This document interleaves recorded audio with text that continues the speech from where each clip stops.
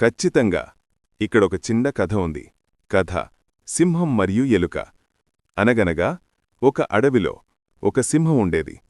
ఒకరోజు మధ్యాహ్నం అది చెట్టు కింద హాయిగా నిద్రపోతోంది. ఆ సమయంలో ఒక చిన్న ఎలుక ఆడుకుంటూ తెలియకుండా సింహం మీదకెక్కింది. సింహానికి మెలకువ వచ్చి కోపంతో ఎలుకను తన పంజాతో పట్టుకుంది. నన్ను నిద్రలేపుతావా? నిన్నిప్పుడే చంపేస్తాను అని గర్జించింది. ఎలుక భయంతో వణికిపోతూ, వనరాజా, నన్ను క్షమించండి, పొరపాటున వచ్చాను, నన్ను వదిలేస్తే ఎప్పుడైనా మీకు సహాయం చేస్తాను అని వేడుకుంది. పిసమంత ఉన్న నువ్వు నాకేం సాయం చేస్తావు? అని సింహం నవ్వి జాలిపడి ఎలుకను వదిలేసింది. కొన్ని రోజుల తర్వాత ఒక వేటగాడు అడవిలో వలవేయగా సింహం అందులో చిక్కుకుంది. ఎంత ప్రయత్నించినా బయటకు రాలేక గట్టిగా అరవడం మొదలుపెట్టింది. ఆ అరుపు విన్న ఎలుక వెంటనే అక్కడికి వచ్చింది.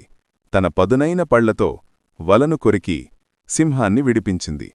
సింహం ఆశ్చర్యపోయి, చిన్నదానివని నిన్ను తక్కువ అంచనా వేశాను, ఈరోజు నా ప్రాణాలు కాపాడావు అని ఎలుకకు కృతజ్ఞతలు చెప్పింది.